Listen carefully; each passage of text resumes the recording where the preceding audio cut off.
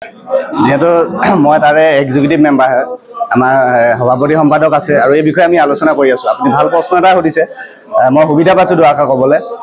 আমাৰ বিভিন্ন অসুবিধা থাকে। আমি যে আহোঁ, আপুনি ভাত বনোৱা দেখে, আমি পানী কিনি ল'ব লাগে, তাত লেট্ৰিন কৰিবলৈ আমিয়ে পইচা দিব লাগে। গাড়ী পাৰ্কিঙৰ বিনিময়ত গাড়ীখন আমি যেতিয়া গধূলি ওলাই যাওঁ, তেতিয়া আমি পইচা দি ওলাই যাব, হয়, 250 টকাকৈ। তো আৰু আপোনাৰ বিভিন্ন অসুবিধা আছে। আৰু তেখেতলোকে যে 250 টকা প্ৰত্যেকখন গাড়ীৰ পৰা লয়, আৰু এতিয়া তেখেতলোকে কি কৰিছে, আপোনাৰ এই লোকেল বাছবিলাক ভৰাই দিছে, ডে চাৰ্ভিছবিলাক ভৰাই দিছে, গাড়ী থ'বলৈ তাত জেগা নাই।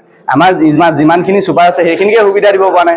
ড্ৰাইভাৰসকলে কিমান অসুবিধাত থাকে আৰু তাৰ পৰিৱেশটো আপুনি চালে নিশ্চয় গম পাব।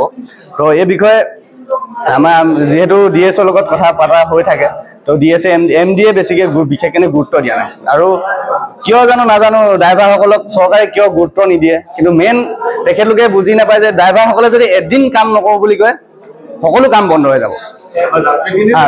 যাত্ৰীখিনি ভালদৰে আমি চাওক, আমি ভালদৰে শুবলৈ নাপাওঁ, খাবলৈ নাপাওঁ, সেইটো সুবিধা নাই। এতিয়া আপুনি চাব, আমি যিহেতু চবৰে ৰুম বেলেগ বেলেগত থাকে, কাৰোবাৰ ঘৰ থাকে, আমি ঘৰৰ পৰা গৈ বাইক এখন লৈ অহা যোৱা কৰোঁ সময়মতে পাবৰ কাৰণে, বাইকখন থ'বলৈ জেগা নাথাকে, বিভিন্ন অসুবিধা আছে। এই বিষয়ে আমাৰ লগত আলোচনা নকৰে। আৰু বহুবাৰ আমি আমাৰ কিছুমান প্ৰব্লেম গভৰ্ণমেণ্টৰ লগত আমি ডাইৰেক্ট আলোচনা কৰিছোঁ, পৰিবহণ বিভাগৰ লগত, তেখেতলোকে হ'ব জনাম বুলি কৈ আৰু নেক্সট টাইম আমাৰ লগত আলোচনা নকৰে। আৰু চৰকাৰ আশ্বাস দি দিয়া, এটা টুপি পিন্ধাই থৈ দিয়ে আমাক। আৰু এইটোত কি নিয়ম নাজানো, মই ওলাব পাৰে আজি ইমান বছৰ, আজি 9 বছৰ হ'ল ইয়াত, 9 বছৰ সংগঠন জন্ম হোৱাৰ পৰাই আমি DC অফিচত চাই কেইবাবাৰো আমাৰ মিটিং হয়, চৰকাৰে মাতে, সকলো ডিপাৰ্টমেণ্ট আহে, তাৰপিছত ADC চেঞ্জ হৈ যায়, DC চেঞ্জ হৈ যায়, আমাক মানে অকল এটা টুপি এটা দি থাকে। আৰু তেখেতলোকে জানিব লাগে আমি সকলো ইয়াত শিক্ষিত। 2-4জনে ভুল কৰে, আমাৰ দাদাই কৈছে ইছমাইল, 2-4জনে ভুল কৰে, 2-4জনে ভুলৰ কাৰণে আমি ভুক্তভোগী হ'ব লাগে। আপুনি নিশ্চয় দেখিছে, মই ইয়াত জড়িত নহয়, তথাপিও মই, পেচেঞ্জাৰ আমাৰ ভগৱান, পেচেঞ্জাৰ আমাৰ লক্ষী, পেচেঞ্জাৰ আমাক লাগিবই যিকোনো গাড়ী এখন চলালে।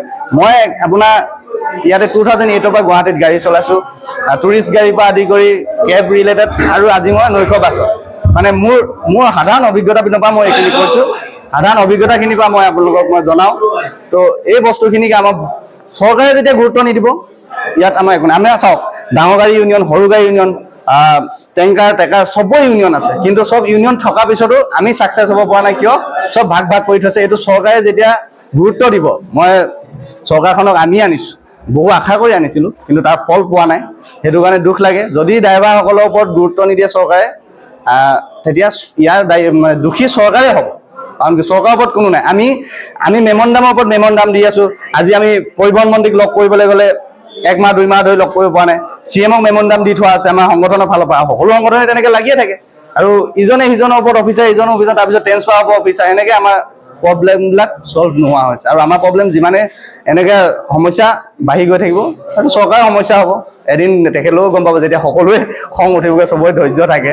সেইটো কাৰণে আমাৰ ফালৰ পৰা আমি সম্পূৰ্ণ চেষ্টা কৰি আছোঁ, আৰু গণতান্ত্ৰিকভাৱে